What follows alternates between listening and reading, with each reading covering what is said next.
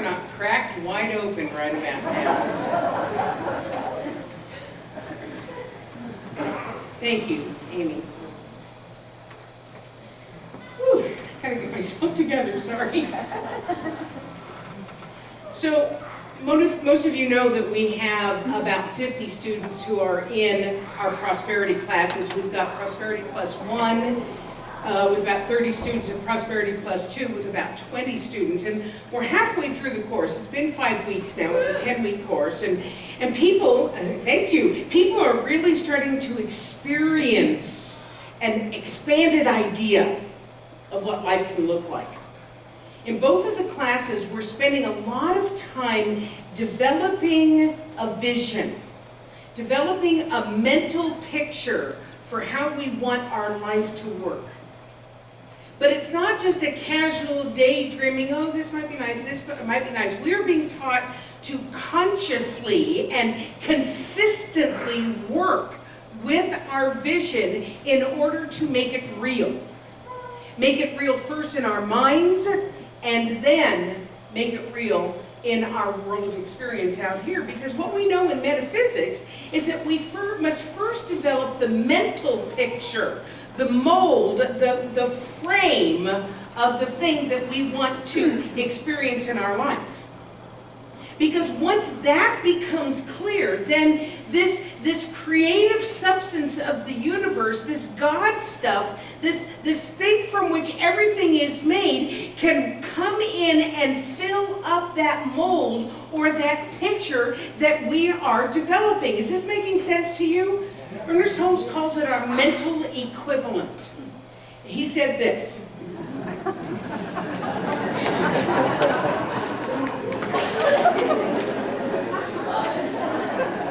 If we have a strong picture or mental concept of what we desire and hold to that mental equivalent regardless of circumstances or conditions, we must sooner or later manifest according to the concept. You with me? But first, we must allow ourselves to see ourselves in that picture, in that idea. So one of the exercises that we do in both of the courses is to actually imagine ourselves stepping into the life that we desire, and then verbally describe it to another person. In other words, for that moment in time, we embody the idea and we completely know it so well that we can describe it in detail to someone else. So let me give you a for instance. One of my visions, one of my ideas that I have is a fully functioning spiritual center. A place where that's filled every Sunday, a place that is beautiful to be in, beautiful to be, lots of room for kids, lots of ideas, touching people's lives and those people going out and touching other people's lives. That's my vision. So to step into it and tell it to someone else, this is what we do. Mary has us turn, help me out here guys, is it clockwise or counterclockwise? Counterclockwise. So it would go like this. So let's picture you guys are standing right in front of me, right? So it goes like this. Hey, wow, it is so good to see you. I haven't seen you since I arrived in Calgary, and I've got to tell you everything that's going on. Oh my God, the center is absolutely amazing. It is filled every Sunday with happy, singing, joyful people. And the rooms that we have for the children, we've got space from babies going all the way up to young adults, and they are learning, and they are touching people's lives. It is so absolutely amazing. And we have this space. I can't describe you how beautiful the space is. It's got natural light, and it's got plenty of room. And the music, we've always had really, really good music, but it's in that setting, it is the most amazing thing that you've ever heard. And what I know is that people, when they come here, they're learning things, and their hearts are opening up, and their minds are opening up, and it's changing them. And when they go out and they interact with other people, that they are changing them too, simply because of that loving energy that they have going. And that is what's happening at the Calvary Center for Spiritual Living. Can you see it? Can you see it? Can you imagine how effective doing an exercise like that can be? Because that idea is so vivid. I'm just getting chills right now. It's so vivid in our minds. It's so real to us that our belief and our positiveness cannot help but draw that experience to us. Now, it may not happen today, and it may not happen tomorrow. It could, but it may not. But what happens is, as we begin to work with our vision, as we begin to work with that idea, it becomes more and more real to us. First in our minds, and then in our world of experience. Orison Swett Martin said this: "We lift ourselves by our thought. We climb upon our vision of ourselves. If you want to enlarge your life, you must first enlarge your thought of it and of yourself. Hold the ideal of yourself as you long to be, always, everywhere." I'm going to repeat that last sentence because it's huge. Hold the ideal of yourself as you long to be, always, everywhere.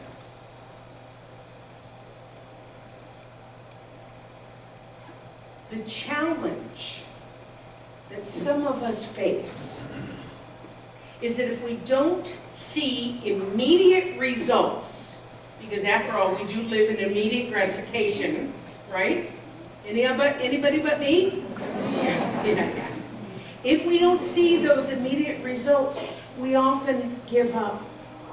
We have this attitude of it doesn't work, which then becomes our new mental equivalent. And because the law of mental equivalence is always in operation, then that becomes our experience. It doesn't work. But what I believe and what I know at the very depths of my being is that when we allow ourselves to see what we want to experience, when we continue to see it in our minds, even when we can't see it yet in our lives, it becomes an irresistible magnet for the thing that we want. Personal example. When I was in ministerial training back in Southern California, way back in the mid-90s, we were told, we were just starry-eyed, rare to go, right? But we were told that if we wanted to be ministers, that we would have to go someplace far, far away and start a center there. We were told that everyone wanted to be in Southern California. So even if a center by chance, and it never happens, but if by chance a center opened up in Southern California, it would go to an experienced minister and not a brand new minister. Well, you know what? I just didn't believe that. You know, it didn't ring true to me. I knew that I would have a center in Southern California. I saw myself leading a spiritual community close to where I lived. Well, sure enough, about a year after graduating, so that was a period of time, I got a phone call out of the blue from the ministers in Temecula, California, which was about 40 miles from my home at the time. And they said they were moving to North Carolina in about 3 weeks and wondered if I might be interested in taking over their center. The truth was, they couldn't afford a seasoned minister. There was no money. There was $35 in the checking account, 12 people in the congregation. But it was an established center in Southern California. So they said, you know, if you came and spoke to them, I bet they'd hire you.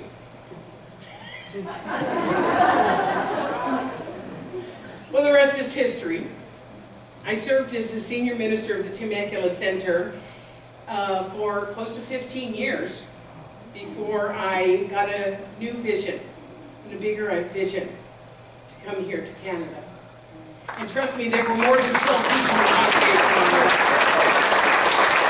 So you understand, the reason I tell you this story is because I know that it works. I know that it works, but you have to work with it in your mind and not give up when it's not immediately visible to you. Now, there may be some of you sitting there, because I know there are people who have been in this teaching in metaphysics longer than I, and you're thinking to yourself, I know this. Maybe. But as we discussed a couple of weeks ago, do you know it, or do you know about it? Do you know it, or do you know about it? Because if you know it, you're practicing it. You're doing it consciously. You're doing it consistently. You are working with the law on purpose and with intention, and you are manifesting the life of your dreams. And you can come up here and give this talk. If not, then you know about it, and you still have things to learn. There may be others of you who are sitting there thinking, but what about action? Are we supposed to take action on those things that we're visioning about? And the answer is absolutely 100% yes. We are supposed to take action. What we do is we do our work in mind. We call it treatment a lot of times. We do that work in mind, and then we take action. We move our feet. One of the most famous sayings in our teaching is treat and move your feet. Oh. If I had been sitting around in Southern California dreaming about having a center and not doing anything, that vision would have fizzled. But instead, I did my action steps too. I was a singer, so I traveled around and I sang at different centers. I made myself known.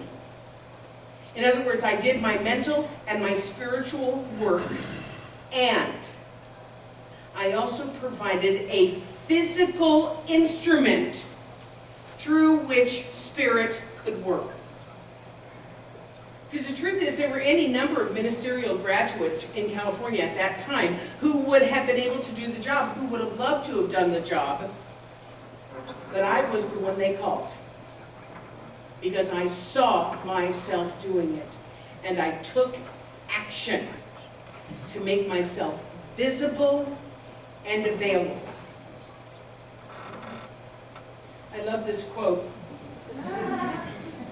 Man who waits for roast duck to fly into mouth must wait very, very long time.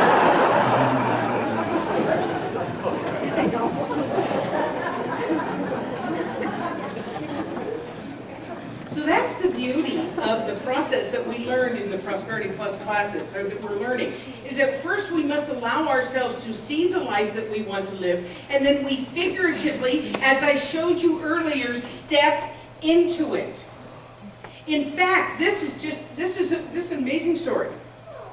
One of the positive results that happens by doing this work is that once you mentally embody and step into that life, you begin making decisions from that place. For instance, part of my vision is to become more fit.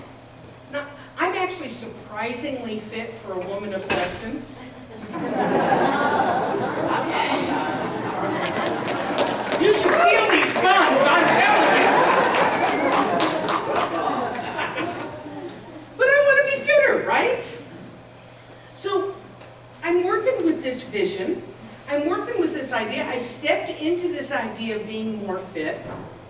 And then, when I'm deciding whether I want to get dressed and put on my gym clothes and go to yoga or go to work out, I ask myself, what would the Pat in that vision do? And invariably, I get dressed and go to the gym. In fact, it happened yesterday afternoon after I wrote that. And I was like, I don't really want to go to the gym. What would the Pat giving this talk do?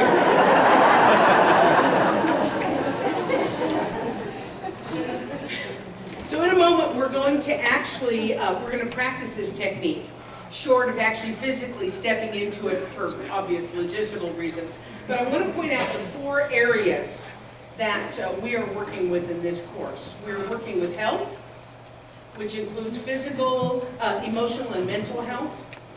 We're working with relationships, which includes partner, spouse, romantic relationship, or lack thereof, if that's your situation. We're talking about children, family, co-workers, neighbors, community, career or vocation, how it is that you express yourself in the world, whether it's your job or hobby or anything else that you put your energy on. And then your time and money freedom. This is about having enough time and enough money to do what it is you want to do. Now, there may be other areas that you think that you want to manifest in, but if you really think about it, I would be willing to bet that almost everything that's going on for you falls into one of those 4 categories. So for the purpose of this experiment, I'm going to ask that we focus on these 4, okay? So Mark, I'm going to ask Mark to come up, and we're just going to go through a process. So I invite you please to close your eyes, if you want. And just allow yourself to begin to relax. For the next few moments, there's no place you need to be, nothing else you need to be doing. Take in a deep breath and let it out.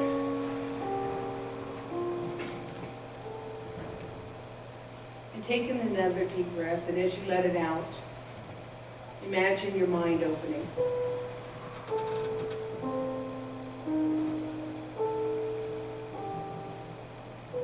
And as you take another deep breath and let it out, imagine your internal eyes opening.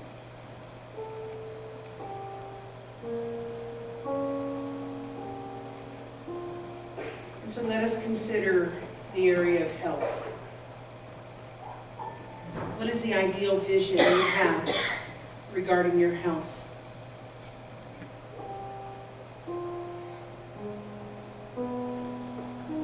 How do you feel?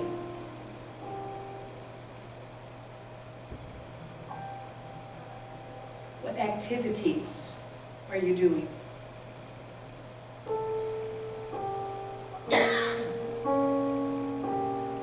Who are you doing those activities with?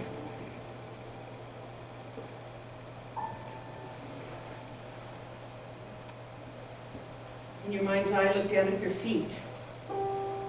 What are you doing? What are you wearing?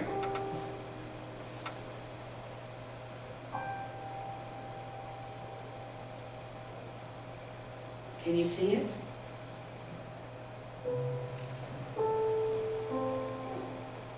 We now bring our focus to relationships. Bring your relationships into mind and see them with love, peace, respect, dignity.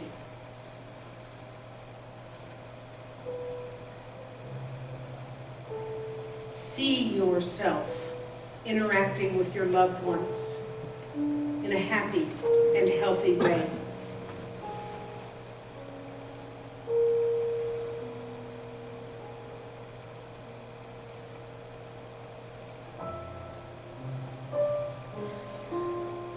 If there is a relationship that you need to release, see yourself doing it in a loving and respectful way.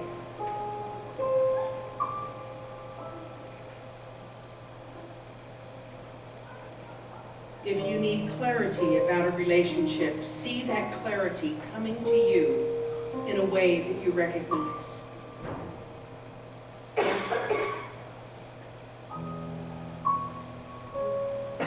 Put yourself in this vision.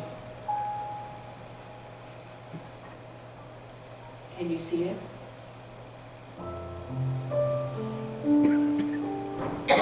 bring our focus to our career and vocation. Allow yourself to see yourself doing the work you love. If you're already doing the work you love, see it expanding and growing. If you are not yet doing the work you love, allow yourself to see yourself doing it. Put it on. Walk in it.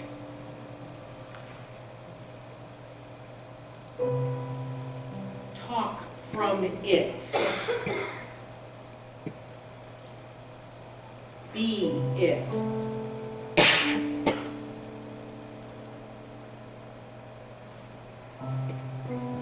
Can you see it?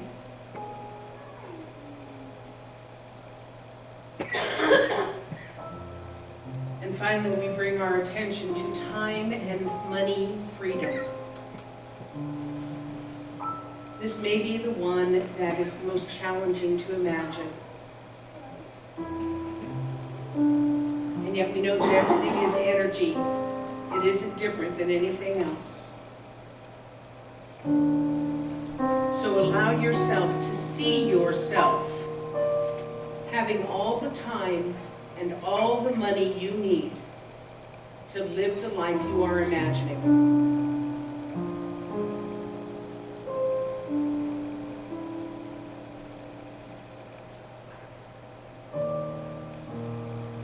Imagine the possibility of having all the time you want and need to do everything you love.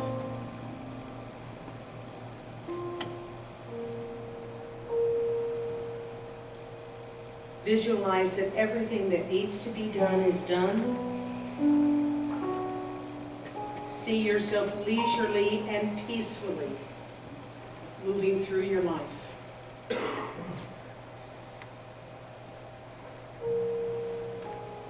Can you see it?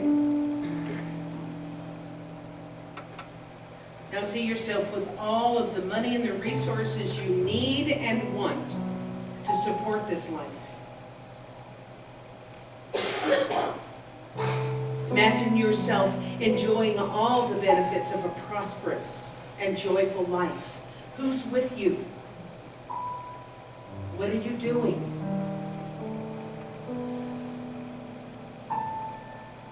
Where are you?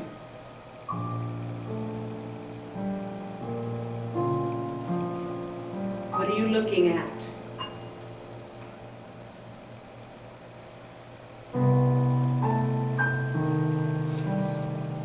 Yourself in the picture.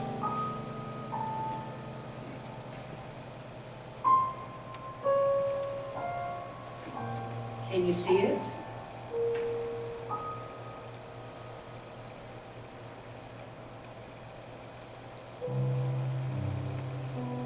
The beauty of this work is that we don't need to tell Spirit how it happens. We simply need to see it and believe it,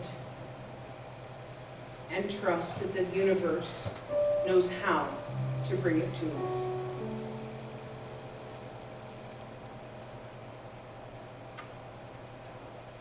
So begin to bring your attention back to the room. Feel the chair beneath your seat. And when you are ready, slowly come back and open your eyes.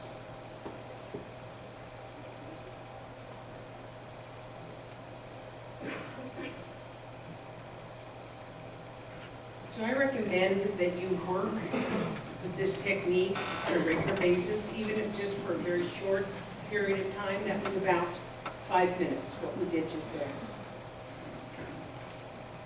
And here's, in the prosperity class, we actually have written our vision out with the understanding that it's a fluid document, and so we can change it and edit it, because as we learn more and as we become more aware, more trusting, we can tweak it, we can embellish it. So please, don't be afraid to embellish this idea.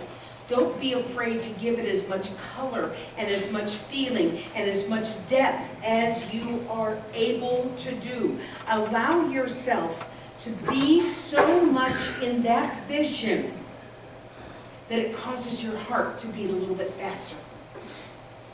Because those feelings and that excitement are like a turbo boost that really sets it in motion. Because when you place yourself in that picture, you begin to believe it. And as Wayne Dyer said, you'll see it when you believe it. So the question is, can you see it? Can you see it? Many blessings and so forth.